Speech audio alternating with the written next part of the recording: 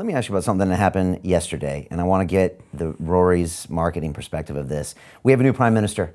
His name is Boris Johnson, who was there on probably the back of the Brexit vote, which is a marketing phenomenon in itself, which I'd like to ask you about.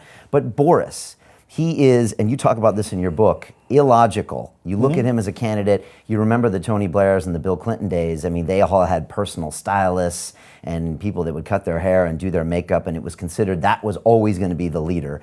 That was this obvious, I don't know what it is, perfect person. But now you have someone like Boris Johnson.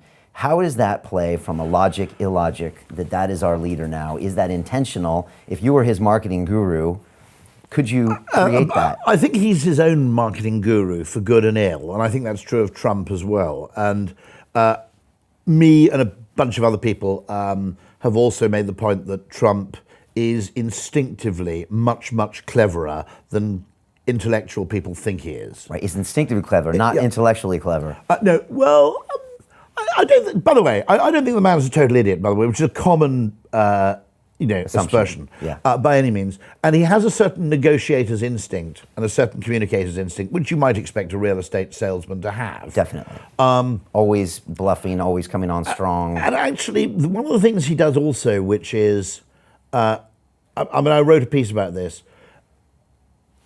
There's a strange, if you take the sort of social justice movement, and there's a wonderful paper in a website called, I think, Ario, which makes this point. It's become a kind of religion. And weirdly, a large part of the behavior of the social justice movement is actually deeply counterproductive.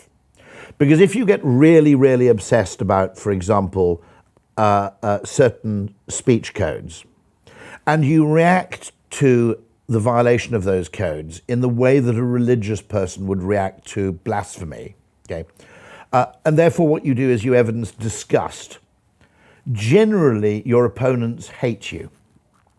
So the two things I think that the social justice movement has which make it look like, in a sense, deeply flawed Protestantism, okay, is one, weirdly, they turn on themselves to an extraordinary degree. There's no concept of kind of solidarity because they actually hate an apostate or a heretic more than they hate an atheist. Okay, so that's the first thing. So they will turn on people who are actually, well, they'll turn on Jermaine Greer and they'll turn on Peter Tatchell, for fuck's sake. Oh, sorry. It's all right. Okay. Why is that? And why is that? Okay. Why is that bad? Explain those two cases if people don't know that. That's extraordinarily bad for creating a kind of cohesive movement where you're competing to show moral purity to a point where actually you'll start condemning people who are who you should be actually admiring. Okay, part of your movement, but then you condemn them. The second thing is your reaction of disgust and horror. People really, really hate being treated with contempt. And what Trump did, as I said, he found the thermal exhaust port on the Liberal Death Star because he had to just cross one of these lines a little bit, okay, by saying bad hombres, okay. He knew all those people, including journalists, by the way. I'm not only just talking about, the head of gender studies at the, whatever it is, college, okay, some liberal arts college. He knew that those people and the press would go batshit crazy about it and start calling him a racist. And he knew that that reaction was actually net to his electoral advantage, particularly in the places which he needed to win. Because the extent to which the left has abandoned what you might call its old economic aims and become insanely preoccupied with gender and race to the exclusion of almost anything else, is an extraordinary kind of Achilles heel.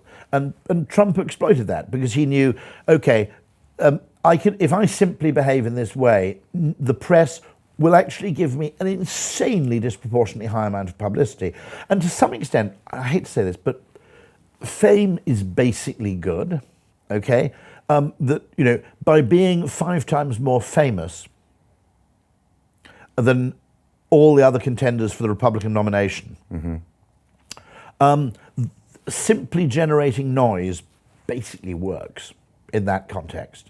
Now, Johnson's interesting because Corbyn's also interesting because Corbyn and Johnson are, although very different politically, if if you think about Corbyn, someone should have realised very quickly that he was going to win that election for the Labour Party leadership anyway, even without a lot of kind of extreme left-wing people mobilising, simply because you had three very identical candidates and one distinctive one. And it's kind of like, I think Dave Trott calls it Gestalt theory.